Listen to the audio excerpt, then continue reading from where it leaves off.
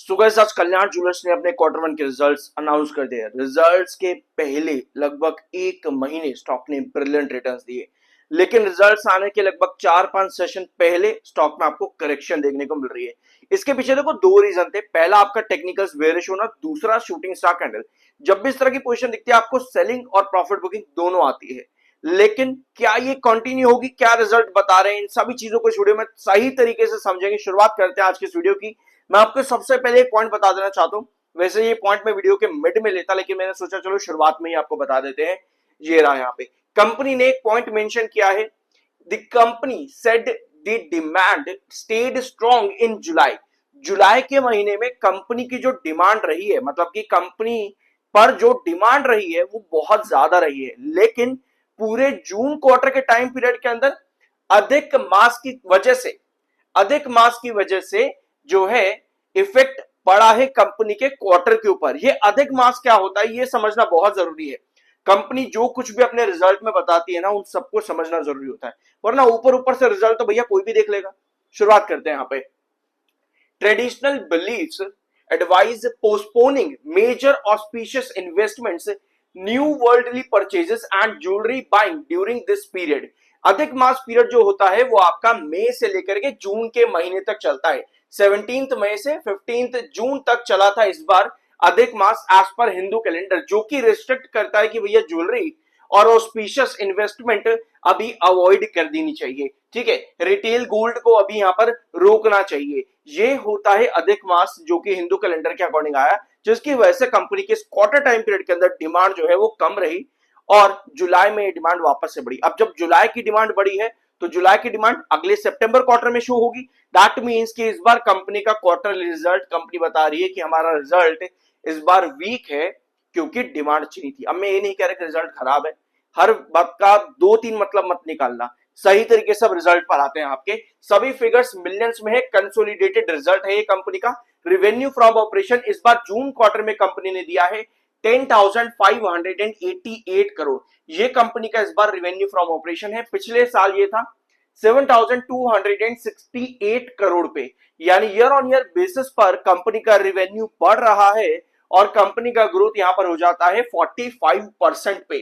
Year on year basis company का जो profit है, जो सॉरी ग्रोथ है रेवेन्यू में 45% है। अब ये जो अधिक मास वाला टाइम पीरियड आप यहां पर देख रहे हो, इसका शेड्यूल चेंज होता रहता है, इसका टाइम पीरियड जो है वो बदलता रहता है। इस बार ये टाइम पीरियड एग्जैक्टली जून क्वार्टर के अंदर आ गया, इसी वजह से आपको इस बार जो ग्रोथ है वो कम दिख रहा है।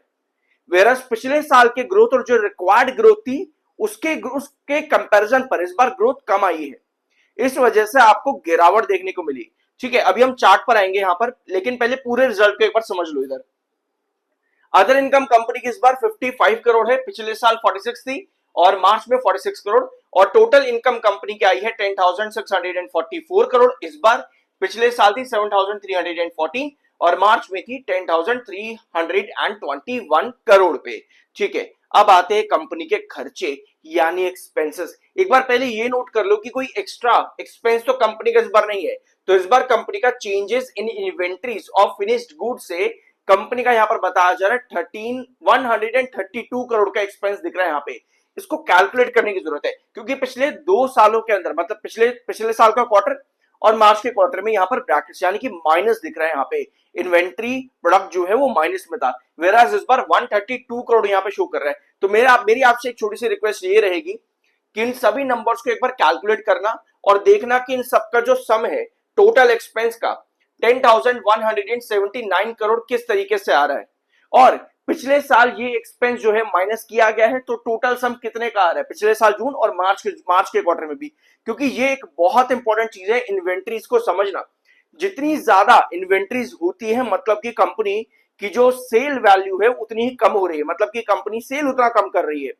ठीक है, इन्वेंट्री डेज का बढ़ना मतलब कंपनी की सेल को कम बताता है, मतलब बायर उतने इस बार नहीं थे, इस चीज को बताता है इन्वेंट्री डेज। ऑल्दो यहाँ पर इन्वेंट्री इन फिनिश्ड गुड्स लिखा हुआ जो कि 132 करोड़ पर है। और प्लीज एक रिक्वेस्ट है मेरी आपसे, इन सभी नंबर्स को कैलकुलेट करो, ऐड करो और सम देखना। यहां पर भी इन सभी नंबर्स को कैलकुलेट करो, ऐड करो और सम देखना। यहां पर भी यही चीज करना, ब्रैकेट वालों को माइनस कर देना। ठीक है, पता चलेगा कि इस बार कंपनी का मार्जिन किस तरीके से आया। आई बिलीव कि इस बार कंपनी का margin year on year basis पर कम आया है, और मार्जिन ही सबसे इंपॉर्टेंट चीज होती है। ज्यादा बड़ा डिफरेंस नहीं है, सिर्फ 1% का कंपनी का मार्जिन यहां पर कम हुआ है ईयर ऑन ईयर बेसिस पे। अब आते हैं प्रॉफिट बिफोर टैक्स पे। सो ये है कंपनी का प्रॉफिट बिफोर टैक्स 464 करोड़ का। पिछले साल ये 352 करोड़ पर था, और मार्च में 538 करोड़। यानी ईयर ऑन ईयर बेसिस पर कंपनी के प्रॉफिट बढ़ रहे हैं। ऑफ कोर्स हम ईयर ऑन ईयर बेसिस पर ही रिजल्ट को देखेंगे, but quarter on quarter basis company का प्रॉफिट बिफोर टैक्स गिर रहा है। और एक चीज मैं आपको और बताऊं कि हर साल ये चेंज होता है अधिक मास, तो ऐसे में ईयर ऑन ईयर बेसिस पर भी कंपेयर करना रिजल्ट्स को, वो भी गलत हो जाएगा इस बार, क्योंकि इस बार का time period as per Hindu calendars काफी बदल चुका है। आई होप ये सभी चीजें आप यहां पर समझ रहे होंगे। अब आते हैं प्रॉफिट आफ्टर टैक्सेस पे। तो कंपनी के प्रॉफिट एट द एंड हुए हैं 348 करोड़ पे। 348 करोड़ का टोटल कंपनी का प्रॉफिट है। और यहां पर नोट कर लो कि पिछले साल जून में डेफर्ड टैक्स 7 करोड़ का था, और मार्च में था डेफर्ड टैक्स आपका 79 करोड़ का। तो एट द एंड कंपनी के प्रॉफिट बन जाते हैं टोटल 348 करोड़ के इस बार जून में, जो पिछले साल 264 करोड़ पर थे। यानी ईयर ऑन ईयर बेसिस पर कंपनी के प्रॉफिट्स 32% बढ़ रहे हैं, और ये भी रिक्वायर्ड ग्रोथ से कम है। ठीक है, प्रॉफिट्स का जो रिक्वायर्ड ग्रोथ था वो ज्यादा था, और कंपनी ने 32% अचीव किया, यानी कि ये भी कम है। और मार्च में ये कंपनी का प्रॉफिट था 409 करोड़ का।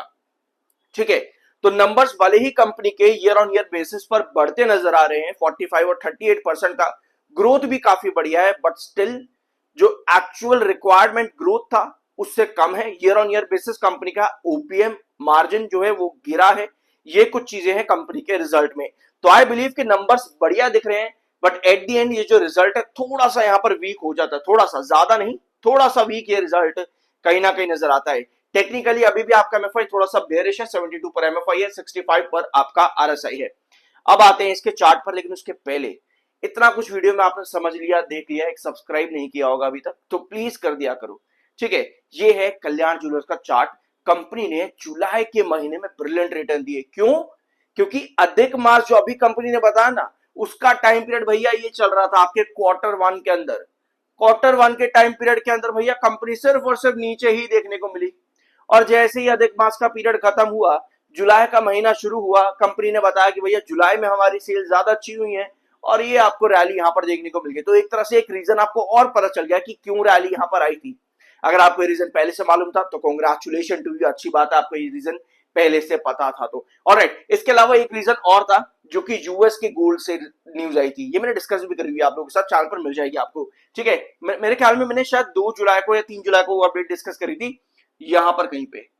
ठीक है, 400 या 420 रुपए के पास में, यहाँ कहीं वो हमने अपडेट डिस्कस करी थी फिलहाल के लिए। अब आपके पास क्या हुआ, यहाँ पर एक शूटिंग स्टार कैंडल इधर बनती नजर आई, इन्वर्टेड हैमर भी कह लो, जो मर्जी कहो, अल्टीमेटली सेलर को इंडिकेट करती है। टेक्निकली आप 90s के पास में थे, राइट। हम लोगों ने लास्ट वीडियो लिया था अराउंड 580 पे, 580 पे हम लोगों ने लास्ट वीडियो लिया था कल्याण ज्वेलर्स का, जहां पर आपका एमएफआई ऑलरेडी 90 पे था।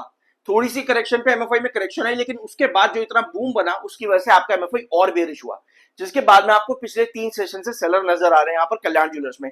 अब यहाँ पर एक चीज नोट करो कि जो इसका इंपॉर्टेंट ट्रेंड है ना कल्याण ज्वेलर्स का, वो अराउंड 590 से लेकर के 605, ये रेंज कल्याण ज्वेलर्स के लिए बहुत ज्यादा इंपॉर्टेंट है। 590 से लेकर के 605, देखो इसके अंदर बने रहना, कंसोलिडेट करना बहुत ज्यादा जरूरी है। अगर 590 और 605 का कंसोलिडेशन रेंज तोड़ता है, उसके साथ में 562, देखो ये बहुत नीचे है 562, ये आप मिड बेस काउंट कर सकते हो 562 को, और ये वाला आपका क्रूशियल बेस रहेगा। ठीक है, इस रेंज को अगर हम तोड़ते हैं तो हम 562 की तरफ कहीं ना कहीं ड्रॉप कर रहे हैं। अभी थोड़ा सा यहां पर कहीं ना कहीं कॉशन चल रहा है, ब्रेकआउट आपको सिर्फ और सिर्फ 638 के ऊपर ही मिलेगा। 638 को क्रॉस करता तभी ब्रेकआउट। अभी थोड़ा सा कॉशन ये है कि अगर इस रेंज को इसने थोड़ा 590 से 605 को, तो हम कहीं ना कहीं 562 की तरफ ड्रॉप कर सकते हैं कल्याण ज्वेलर्स में। तो ये अभी कंडीशन है कि आपको 590 से लेकर के 605 इस रेंज के अंदर ही कंसोलिडेट करना है अभी कल्याण ज्वेलर्स के अंदर, बहुत इंपॉर्टेंट रहेगा। अदरवाइज यहाँ पर प्रॉफिट बुकिंग और सेलिंग और करेक्शन देखने को मिल सकती है। ऑलराइट, सो ये था वीडियो कल्याण ज्वेलर्स के रिजल्ट से रिलेटेड। कुछ नया जानने को मिला हो सब्सक्राइब जरूर करना, मिलता अगले वीडियो में।